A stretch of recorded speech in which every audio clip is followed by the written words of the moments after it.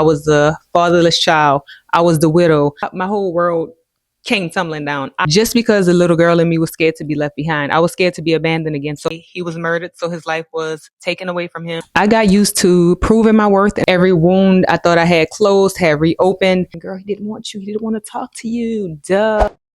Welcome to the very first episode of Her Awakening. This is where we get real about love, loss, healing, self-worth, and the moments we wake up to who we really are. So today I'm going to talk about being a fatherless child, my story, and what awakened me. So when you grow up without a father, it's kind of like you learn to navigate the world just feeling like something is missing. You don't know exactly what at the time, but you do know that something is missing. And you don't see it at first. You just feel it in a way. You start to question your worth. Maybe when someone pulls away or when someone doesn't choose you, you start to feel something, but you just don't know exactly what it is and where does this feeling come from. I didn't realize it then, but I started to learn that this is the blueprint to the way I would love, to the things that I would accept. And this has also taught me that I had to earn my place in people's lives instead of feeling that I just deserve to be there just for me, just to be who I am without doing, without overdoing, without overcompensating. I got used to proving my worth instead of just showing up. And as a woman, that's a horrible place to be in because as a woman, you chip away at your femininity when you start to prove and you start to do and you're overdoing just to show somebody your worth, just to show somebody that you are worthy of love. And women, you don't have to do that. Men are more of doers. That's more of a masculine thing to do. Women should be appreciated and loved and accepted just for being who they are, just for being a being. This kind of opened me up to the bare minimum, accepting the bare minimum and feeling that like unanswered texts, missed calls, pulling away was just normal and that I had to accept it just because, hey, this person say they like me. It feels like they like me. It also feels like half love, but I guess I'll just take it because I didn't know my worth. These things will cause me to spiral and I just dealt with it because I felt like this is just what I deserve. I didn't know any better. I also noticed that I would hold on to people, even people that treated me as an option just because the little girl in me was scared to be left behind. I was scared to be abandoned again. So I started to accept these behaviors as just normal. Now, this isn't me now because I have worked hard to get here. I still have work to do, but I now have things figured out and I understand differently. So I am a better person. And like I said, I'm not fully where I want to be. We are still on a journey, but now I know these things. I'm aware of what's going on and why. I'm also aware of what I deserve and things that I'm just not going to tolerate. So when you don't know what safe love feels like, you start to accept anything. You start to feel like those breadcrumbs you're being fed is a full meal. So think about if you're starving and somebody give you a few breadcrumbs, that might stop you from starving, but you're still hungry. But you're going to accept it because it's like, okay, I'd rather be hungry than to starve. So that's kind of what it feels like. You start to accept those breadcrumbs as maybe something is better than nothing. So I'm going to go ahead on and accept these breadcrumbs. But once you get a taste of a full meal, you're going to start to leave those damn crumbs on a plate because this ain't going to fill me up. But later on in life, that void was filled and it was filled in a strange way because like I said, I didn't know exactly what I needed. I didn't know exactly what it was, but that void was filled in my husband.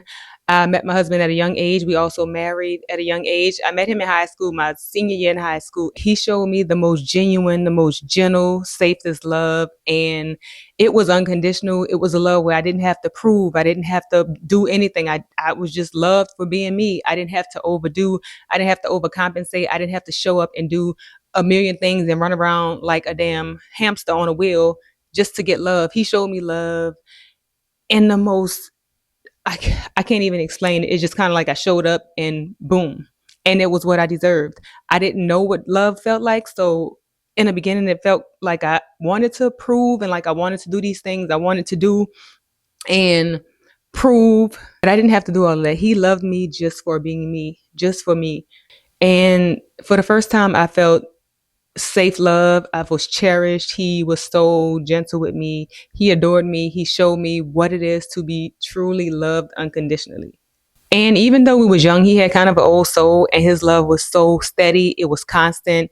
It was genuine. It wasn't hot and cold. It wasn't off and on. It was steady. And for the first time, I felt safe and loved and those childhood wounds started to close. That feeling of not being loved, not being enough, it started to get smaller and smaller and less intense. I was blessed enough to be able to give him a baby girl, to spend 10 years with this man, to experience this love for as long as I did.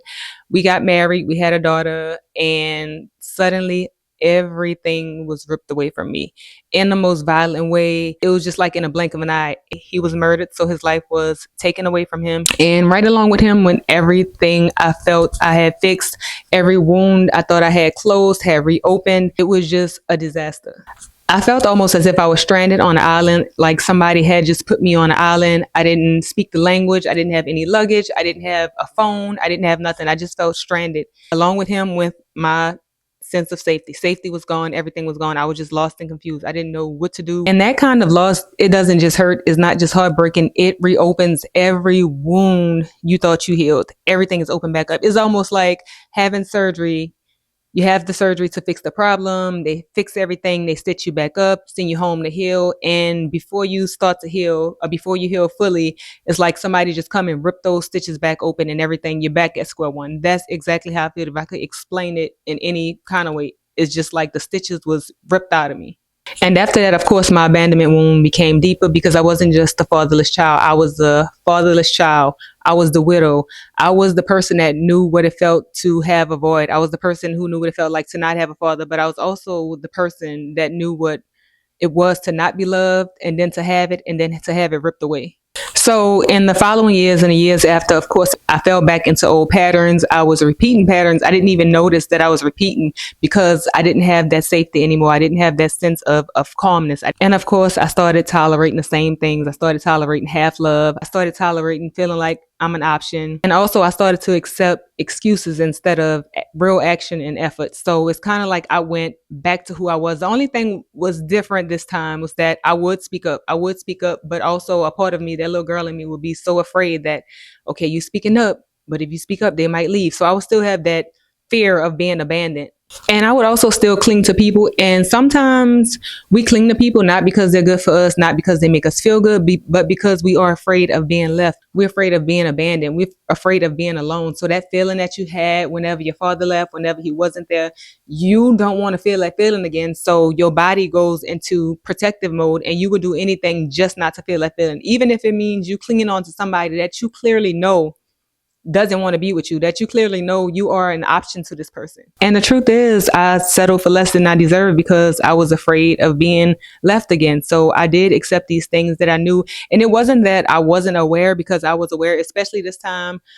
I experienced real love. I experienced what I deserved, and I know what it felt like. So I still was listening to that little girl in me saying, just accept it. Just accept it. We don't want to be left. But now, knowing what I know now, I know how to parent that little girl. I know how to tell her that I got you.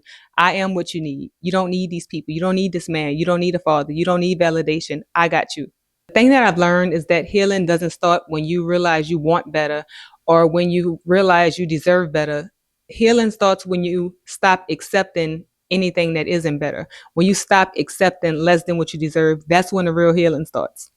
And one day the light bulb just went off, and I realized that everything that I had been missing, everything that I had been looking for, wasn't in a man. It wasn't in my father. It wasn't in validation. It wasn't in someone accepting me. It wasn't in someone's opinion of me.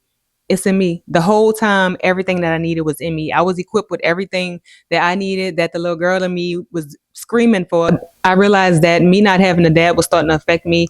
I realized, I believe, in middle school, but when I got to high school, I started to actually physically look for him, look for the love in him, because I wanted answers. I wanted closure. And even at this point, I don't think closure would have helped. I looked for him. I searched for him. I'm going to tell y'all a quick story. I believe I was in high school at this time. And prior to this, I would ask my mama, why didn't he want me? Where is he? What happened? Like, what happened? She never talked bad about him. She just told me pretty much like, I don't know. He just didn't want you. I don't know. But she would also try to protect me from it. So I could remember vividly, physically looking through the phone book. I don't know if y'all remember. I'm telling my age. Okay. I don't know if y'all remember the white pages, the yellow pages. It was business and also personal phone numbers, home phone numbers. So I looked through the phone book. I finally found his number, gave him a call. He answered. He was surprised to, know who I was. So I don't remember exactly what I said, how the conversation went, but I, told him who I was, and I asked him, hey, what's going on? And I remember him saying, ask me what made me call, how did I get his phone number, this, that, and the third. So that happened. We was on the phone for maybe 3 minutes. So he told me, hold on. He put me on hold. He never came back.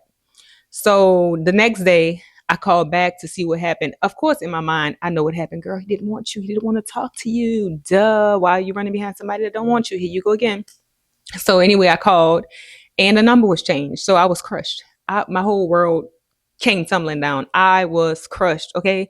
So that happened. And a few days later, I could remember, I always knew where he lived. So I asked my mama, could she bring me over to see what was going on? She tried to protect me from it. She told me no, she didn't want me to go. You know, she didn't want me to be hurt, all of these things. Of course, I still wanted to go. Hurt me, hurt my feelings, break my heart again. So she finally brought me. I walked in the gate, knocked on the door. His wife answered the door. I kind of remember his wife because I would see her as a kid. We had this court thing going on where I had to go to his house every something. I don't remember, that didn't last too long, but she opened the door. I said hi. I asked for him. Later, he came to the door, kind of peeked his body halfway out, halfway in. I don't remember exactly what I said. Said hi and, asked if we could talk. And he said, hold on, I'm going to put some shoes on. So he went inside. I sat on a little bench they had outside the door. 5 minutes passed, maybe 5, 10 minutes passed. My mama calling me from the car. Come back, come get back in the car. Come get back in the car. Of course, me, no, I want him to hurt me. I want this love. I want to feel this love. I want to know what's going on. Hurt me. So I'm sitting on a bench, and at this point, a bunch of time went by, and she just kind of made me get back in the car. He did not come back outside. Long story short, he never came back outside, and that was the last I knew of him. And it's just like that left me with even more question of what did I do. So I started to make up stories and kind of fault myself, like, what did I do? Why did he do this? What could I have done? I was a kid. I'm going back. I'm rambling. And of course, I didn't come up with anything. I didn't have any stories to make because I didn't spend much time with him to even be able to have done anything or to make him act this way towards me. But that was the last thing I needed. And I felt like that made things a little bit worse because now it's like you were told these things, you see these things because you don't see him. But now you get in contact with him, you see him, he changed his phone number, he leave you outside the door. So it's like it's solid. And I believe after that, the way I loved and the way I held on to people got even worse. And when you are fatherless, when you grow up without a dad, I feel like you start to pick those types of partners to change how your dad felt, almost to validate that you are good enough. If you start to meet men that are emotionally unavailable, maybe they're narcissistic, avoidance, whatever, and you start to cling on to these people because you want to change the way they treat you. You want to change the way they see you. You want to make them love you. So you couldn't make your dad love you. So it's like, you know what? This man doesn't really want me either. I'm going to make him love me just to try to fill that void of the lack of love you felt from not having a dad. And let me tell you something, sister girl, that does not work. That does not work. There's nothing you could do to make a man treat you better, to make a man love you more, to make a man respect you. And like I told y'all, as a woman, you don't want to prove. You don't want to have to prove anything. You just want to show up as the sexy lion you are. I'm a Leo. You want to show up as that person and just be. And they should love you for who you are, not for what you could do. Doing is more of a man's thing, is more masculine. So when you're proving, you're overextending yourself, it's like it's not going to work. It's never going to work. You should just be you, be this sexy woman that you are, and you should be loved for who you are, not for what you could do. And the day you realize that the love you have been looking for the whole time is in you is when your life will change forever. This was my awakening, and I hope if you're listening or watching that this was yours too.